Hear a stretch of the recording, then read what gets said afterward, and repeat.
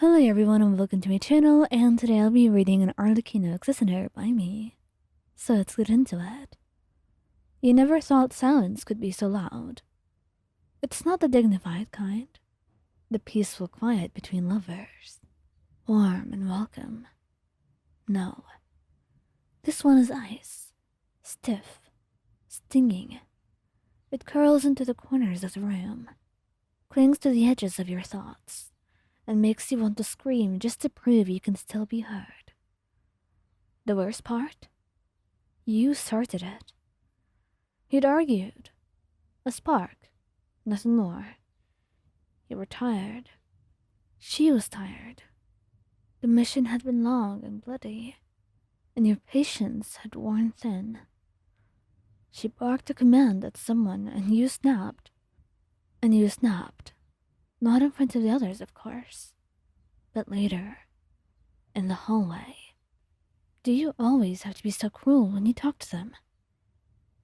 Her eyes had narrowed, just slightly. I lead. I don't coddle. Yes, but maybe there's a better way to do this. Ryan, are you doubting me? I'm not. I'm just saying what happens when no one trusts you enough to follow. This loyalty that you demand. You can't just earn it with fear alone, can you? She stared at you, jaw clenched. 1,000 comebacks restrained behind those eyes. But she didn't say anything. She didn't shout, didn't curse. She just turned away. And now, she hasn't said a word in 2 days.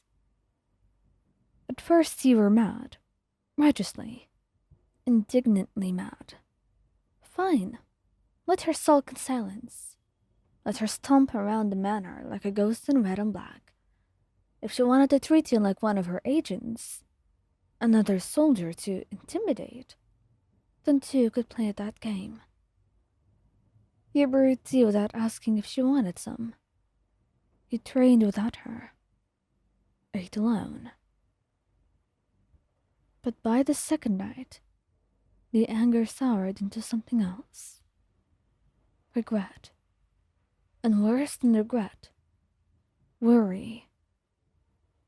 Because Arlecchino can get quiet with others. But not like this. Not with you, of all people. She snaps. She berates you. She rolls her eyes and scoffs and mutters under her breath. She's never been gentle with her voice. She's always been present, in one way or another. And now, she is everywhere and nowhere at once. She walks into the room and doesn't even glance your way. She eats in silence. She does everything in silence. Or sometimes, she talks to others on purpose, making the silence between you two even louder. It hurts, more than you've expected. You find her in the sitting room late at night, staring into the fireplace. She's still in her coat, still distant, still putting up that wall between you. You sit across from her, not waiting for an invitation that wouldn't come. Just you and her, and the roar of everything unsaid. You start. I didn't realize I was dating a wall. Silence. Not even a twitch. I mean, you're quiet, sure, but this is record-breaking. Do you give the silent treatment to all your lovers? Or just your favorite ones? You deflate a little when you get no response. Arms folding over your chest. The heat you try to bring to your voice cools. Arlecchino. Silence. The kind you only ever see when she is on a mission. And now, it's here, in your own home. I was wrong, okay? I shouldn't have said what I said. Not like that and not in that moment. You were doing what you always do. What you think is right. You admit. And finally, She moves, a slow turn of her head, her eyes locking onto yours. But I meant it. Not all of it. Okay? But the part about leading with fear. I know you care more than you show, but they don't know that. Most of them don't. And sometimes, even I start to doubt. There is a beat of silence, then another, and then, finally, you think I'm heartless.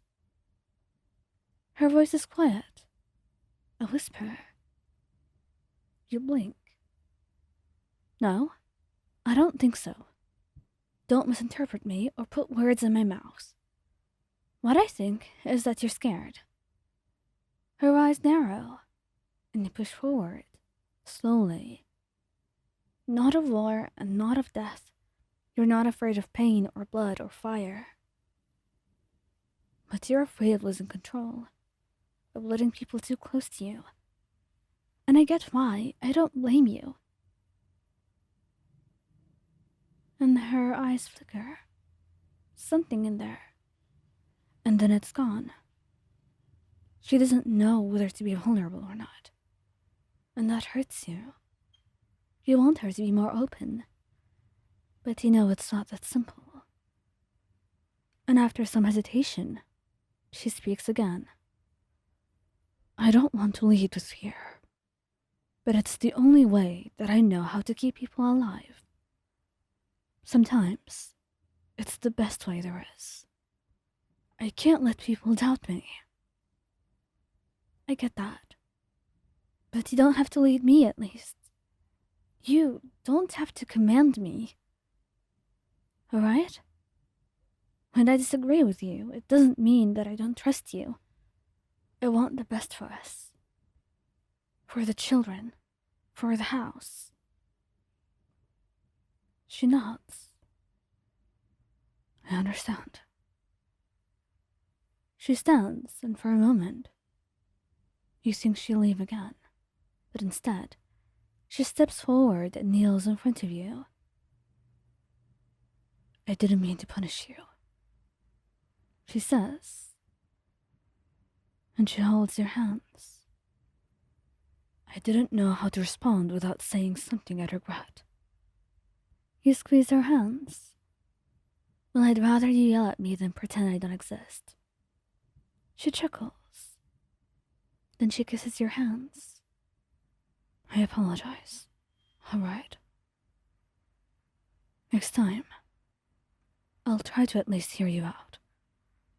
I cannot guarantee that I will listen, but I'll hear you out nonetheless. You smile. You know that it's hard for her to let someone else take control, to trust anything but her own experience and intuition. That you understand. All right. That's enough for me.